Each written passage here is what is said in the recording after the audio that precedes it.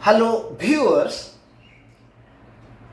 I am Mr. Dilip Kumar Pal, stands before you with the topic 3 generations of right.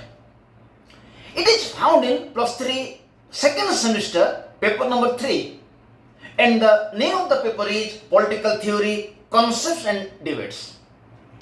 Before I discuss 3 generations of right, I want to inform my viewers that name of my channel is Dilip Kumar Pal 9375, where you will find videos relating to +3 first semester to 6th semester political honors, +3 first semester to 5th semester ethics and values, +3 first semester to 2nd semester political general elective, +3 first semester some videos of environmental studies of +3 first semester, and some videos of +2 first year and +2 second year relating to political science.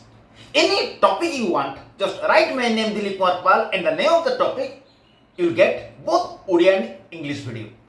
Let us start. 3 generations of rights. 3 generations of right means what was the view about rights in 3 generations. It means what was the view about rights in the first generation, means 17th, 18th century. What was the view about rights in the second generation, 19th century, and what was the view about rights in the third century, means in 20th century. Let us start.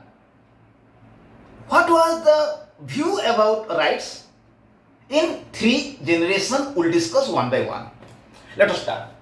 In the field of ruler-ruled relationship, right is considered as a key concept. Right is a key concept which makes ruler-ruled relationship more cordial. But there are different views about right in different period. Among these views relating to right in different period, the view about right in 3 generations is very important, which are discussed below. So, in the field of ruler-ruled relationship, right is a key concept. Right is a medium. It is a mean which makes ruler-ruled relationship more cordial and intimate. So, in the field of ruler-ruled relationship, right is a key concept. Right is considered as a mean which can make ruler-ruled relationship more cordial. But about right, there are different type of views in different periods.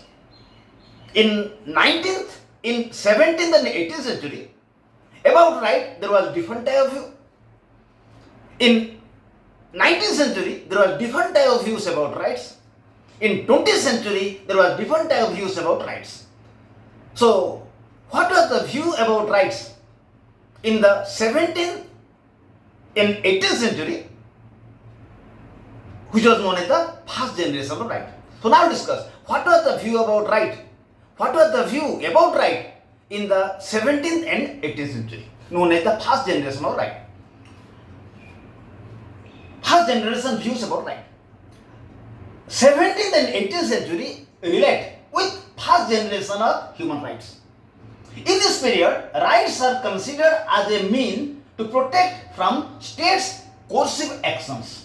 These are called negative rights because it restricts the state from using its power in some spheres of people. Civil rights and political rights are included in first generation of human rights. In civil rights, some rights are given to people to lead a civilized life, and these rights cannot be violated or taken either by any person or government. Violation of these rights will be punishable. By quote, right to life, right to liberty, right to property, etc. are included in this category. In political rights, people are given power to participate in the administration, which are also cannot be violated. by any person or government. Violation of political rights also lead to punishment. Right to vote, right to contest in election, etc. are political rights. So, what was the view about right in the 17th and 18th century? The 17th and 18th century relate with the first generation of human rights. In the 17th and 18th century, it was considered that in order to protect people from state's interferences, some rights must be given to the people. In 17th and 18th century, rights were considered as a medium to protect people from the state's interference or protect people from state's coercive actions. So, to protect people from state's coercive action, some rights were given to people, and civil rights and political rights are included in the first generation rights. In the 17th and 18th century, to protect people from state's coercive action or state's forceful action, people are given some rights. By delivering some rights to people, people were protected from the state's coercive action. So, some rights are given to people to protect them from state's coercive action. So, in this category, civil rights and political rights are included. By giving people civil rights and political rights, people were protected from state's interference. So, state was prevented to use coercive actions against people. So, civil rights and political rights were considered as the negative rights, because by giving people civil rights and political rights, state was prevented to interfere in some affairs of people. So, to protect people from state's coercive action, people are given some civil rights and political rights.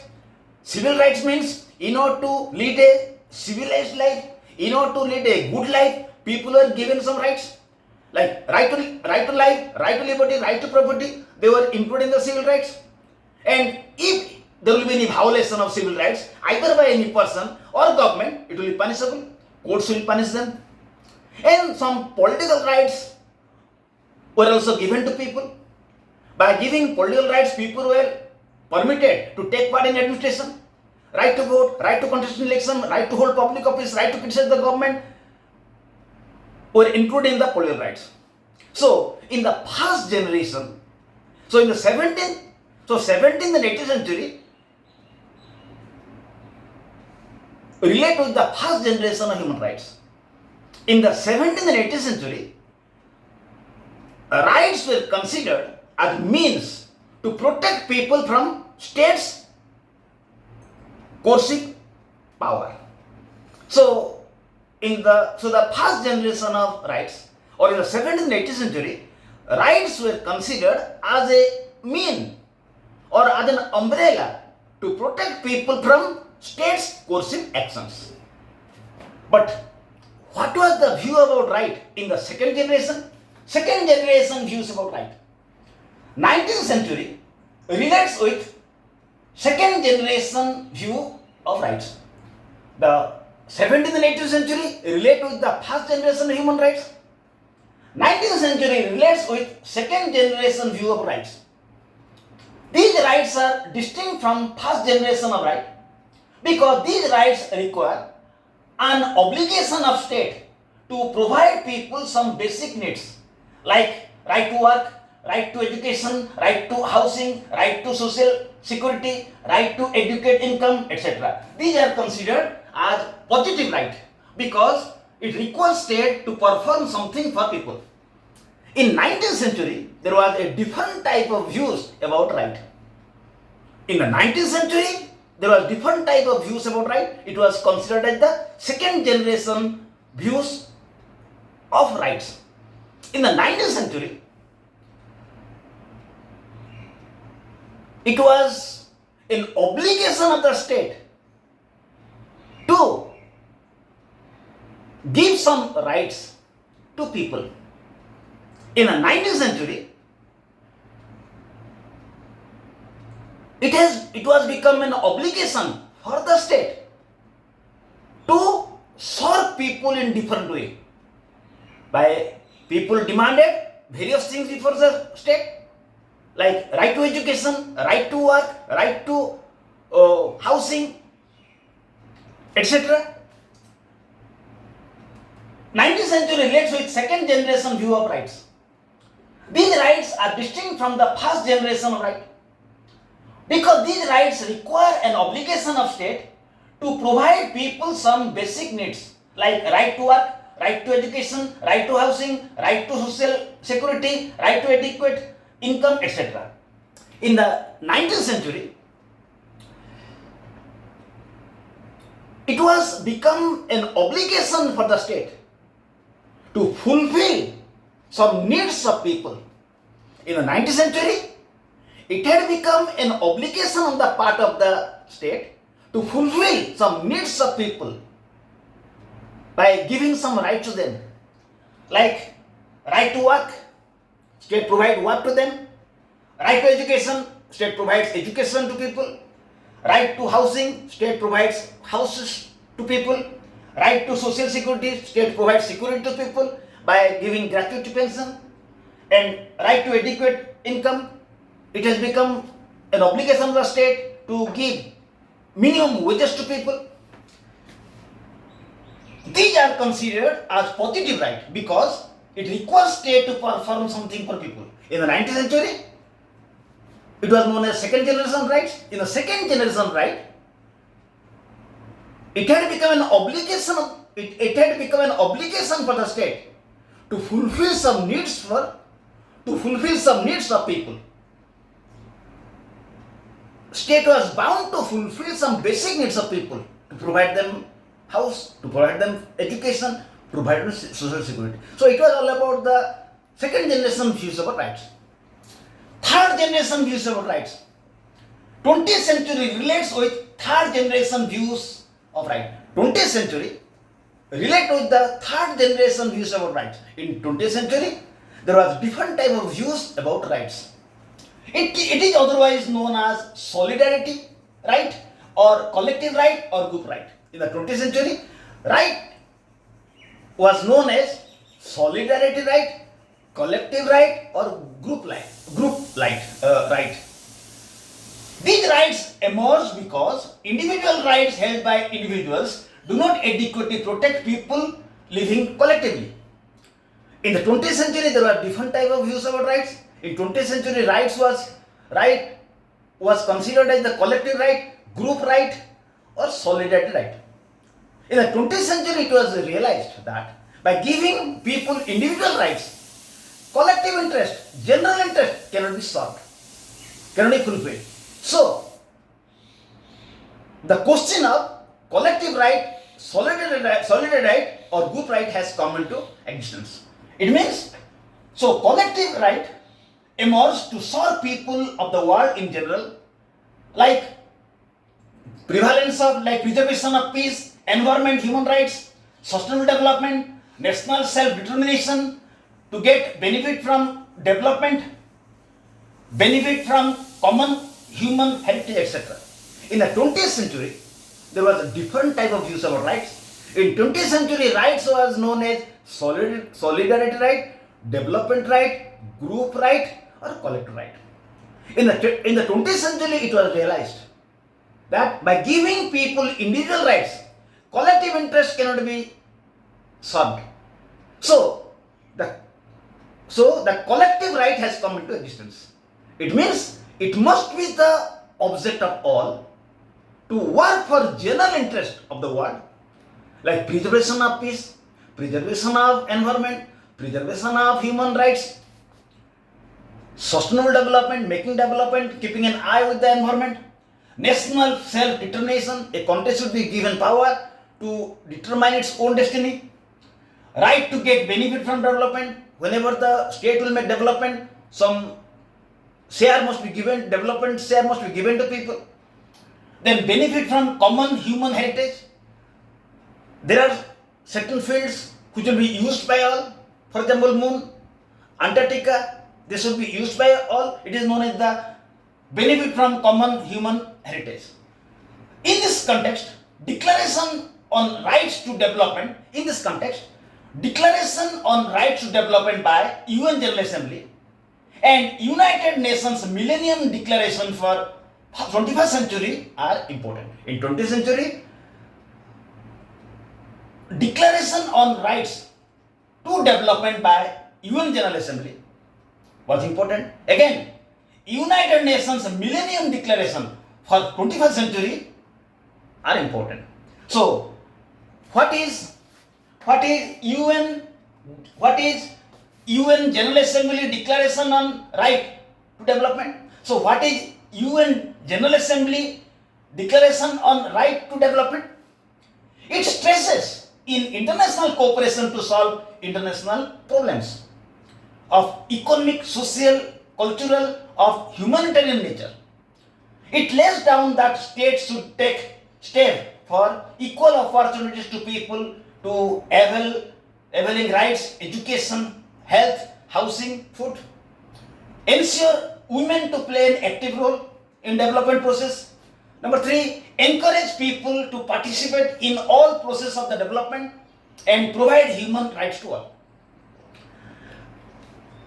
So in 20th century, UN General Assembly Declaration on Right to Development was passed. In UN Declaration on Right to Development, it was mentioned that it stresses in international cooperation to solve international problems of economic, social and cultural and humanitarian nature. It was given emphasis that international cooperation must be made to solve social, cultural and economic problems which are humanitarian. It stressed to solve humanitarian problems, maybe social, cultural and economic, by international cooperation. And it delivered stresses to 3 things. Number 1, equal opportunities to people to avail right, education, health, housing and food. People will be given equal opportunities to avail rights, education, health. Ensure women to play an active role in development process. Women should be encouraged to play an active role in development process. Number 3, encourage people to participate in all process of the development. People should be encouraged to participate in all process of development and provide human rights to all. Again, Millennium Declaration for 21st century. Again, UN passed a Millennium Declaration for 21st century. What was found here?